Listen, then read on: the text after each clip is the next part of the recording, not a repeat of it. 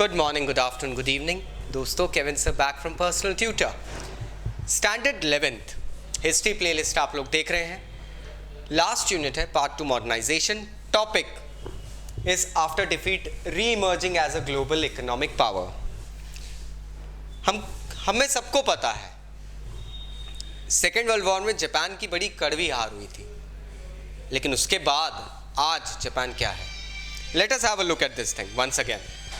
Japan ने colonial empire बनने के चक्कर में जो एफर्ट्स डाले थे ना दोस्तों, उसमें it had actually gone ahead and built a lot of enemies. ये अटेम्प्ट जो था कॉलोनियल एम्पायर बनने का, ये खत्म हुआ एक करारी हार से एलाइड फोर्सेस द्वारा। एलाइड फोर्सेस से हार गए थे। कुछ लोग कहते हैं, आज भी आर्ग्यूमेंट्स चलते हैं कि जापान, कुछ लोग ये कहते हैं कि हमने जापान पे एटॉमिक बॉम्ब्स इसलिए गिराए थे क्योंकि हमको उस वॉर को जल्दी बंद करना था। कुछ लोग कहते हैं कि इतना ज़्यादा मैसेकर और डिस्ट्रक्शन भी नेसेसरी नहीं था जितना जापान ने एक्सपीरियंस करा। आप गिराते तो कुछ करते, कुछ हेवी ब्लिट्जक्राग वगैरह करते, आप एयर रेड करते, लेकिन आपने एक साथ पूरे शहरों को ख़त्म कर दिया। एनीवेज, इसके बाद में Japan was under US occupation. 1945 और 47 जापान को यूएस ने टेक ओवर कर लिया था। हाँ, ये सच बात है, यूनाइटेड स्टेट्स ऑफ अमेरिका ने जापान को कुछ वक्त के लिए टेक ओवर करा था, लेकिन उस वक्त यूनाइटेड स्टेट्स वहाँ क्या कर रहा था? Have a look. सबसे पहले जापान का डीमिलिटराइजेशन हो गया, उसकी मिलिट्री को डिसमेंटल कर दिया गया था। एक नया कॉन्स्टिट्यूशन बनाया था। उस कॉन्स्टिट्यूशन के अंदर आर्टिकल 9 था। Article 9 is no war clause. मतलब जापानीज गवर्नमेंट अब किसी भी कंट्री से वॉर के बारे में तो बात ही नहीं कर सकती है। मतलब there is no clause of war. हम लड़ना ही नहीं है हमको किसी के साथ भी। This was a new constitution. Agrarian reforms आने लगे थे, ट्रेड यूनियंस बनने लगे थे। ये क्यों बनने लगे थे? क्योंकि जापानीज इकोनॉमी उस वक्त पूरे तरीके से बिजनेस हाउसेस, जो कि ज़ाइबेत्सु थी, जानने के लिए प्रीवियस वीडियो जरूर देख लेना। ज़ाइबेत्सुस के अंडर में कुछ बिजनेस हाउसेस होते हैं जो बिजनेस ऑर्गेनाइजेशंस को लीड करते हैं। मैंने प्रीवियस वीडियो में बताया, हमारे यहाँ अंबानी जी और अदानी जी, ये बिजनेस हाउसेस हैं। They have their own corporations. वैसे ही ज़ाइबेत्सु लोग भी कॉरपोरेट फैमिलीज होती थी।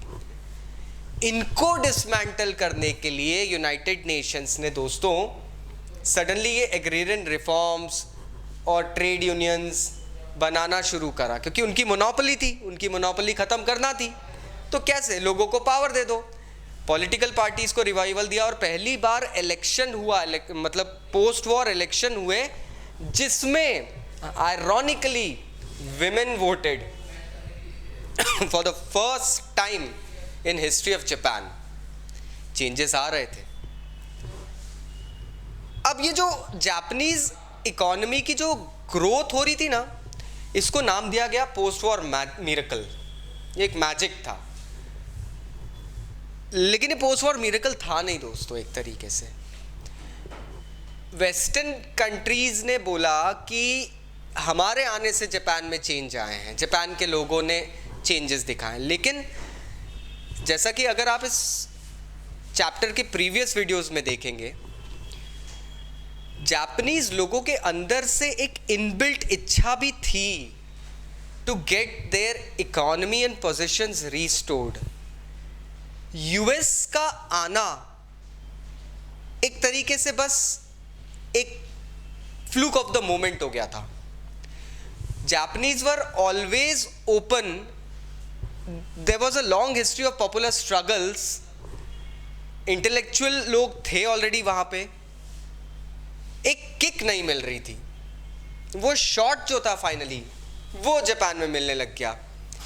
अब हुआ ये कि ये जो सोसाइटी का जो कोहेजन हुआ था, जो गठबंधन हुआ था, उससे गवर्नमेंट, ब्यूरोक्रेसी और इंडस्ट्री सब साथ में मिलके काम करने लगी, क्योंकि अब एक विजन क्लियर था कि जापान को इकोनॉमिकली आगे लेके जाना है। वॉर में काफ़ी डाउन ट्रोडननेस भी हुआ था इनके साथ में।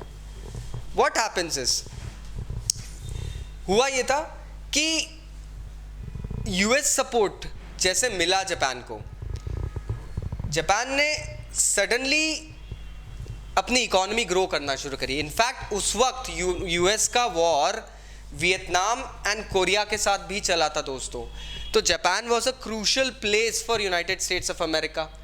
तो वहाँ पे इन्वेस्टमेंट भी काफ़ी होने लगे, वहाँ पे ट्रांसपोर्ट कम्युनिकेशन के हब्स भी डेवलप होने लगे। इनडायरेक्टली जापान डेवलप हो रहा था। अब जापान जब डेवलप हो रहा था तो जापानीज लोग भी डेवलप हो रहे थे।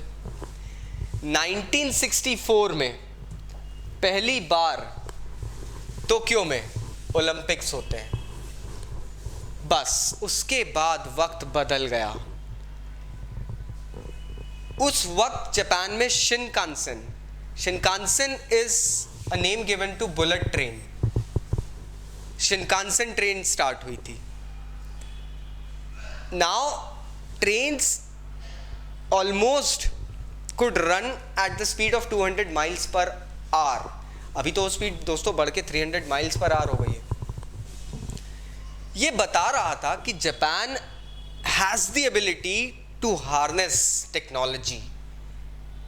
जापान के अंदर वो कैपेबिलिटीज है कि वो टेक्नोलॉजिकली अपने आप को बहुत आगे ले जा सकता है, वो समझ रहा था। 1960s का पूरा जो पीरियड था उसमें सिविल सोसाइटी मूवमेंट्स की ग्रोथ होती है।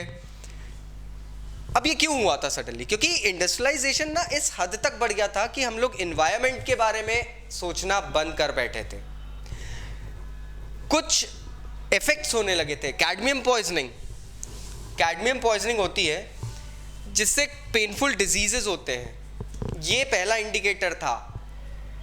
लोगों को दर्द होते थे उनकी बोन्स में, जॉइंट्स में, वो चीज़ें होने लगी तो ये समझ में आने लगा। उसके बाद में तो मिनामाता में जो 1960 की जो मर्क्यूरी पॉइजनिंग हुई थी दोस्तों, इट वाज बैड। मतलब वो अगर if you will like just Google it around you will come to know कि वो मर्क्यूरी पॉइजनिंग जो हुई थी वहाँ पे, it was due to fishes, it was due to the environment, the gases and all everything present. तो उस कारण से पानी में वो मर्क्यूरी मिक्स होने लग गया था। इंडस्ट्रियलाइजेशन इस हद तक बढ़ रहा था, बच्चे फीवर से मर रहे थे। और फिर उसके बाद में 1970s आते आते एयर पोल्यूशन, मतलब हर चीज़ अब ऐसी होने लगी कि जापानीज़ गवर्नमेंट और जापानीज़ लोगों को अब रियलाइज़ करना पड़ा कि भैया it is high time now, we need to work up, we need to change certain things.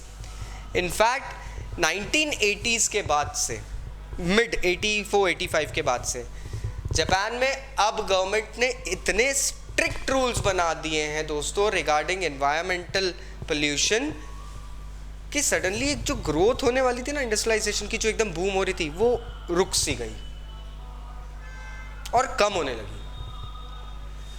अब प्रॉब्लम ये है जापान के सामने कि ठीक है एक कंट्री डेवलप्ड हो चुकी है, but to maintain that development Japan को अभी अपना लेवल इंडस्ट्रियलाइजेशन का भी उतना ही रखना पड़ेगा, और साथ ही साथ जो लिमिटेड एनवायरनमेंट और स्पेस है उसको भी संजो के रखना पड़ेगा। So this is something that is very very you know like questionable for Japan. Let's hope कि Japan comes out of it. Anyways, Japan का टॉपिक यहाँ खत्म होता है। नेक्स्ट टॉपिक में we will be talking about China. So please stay tuned for more videos. Take care, bye bye.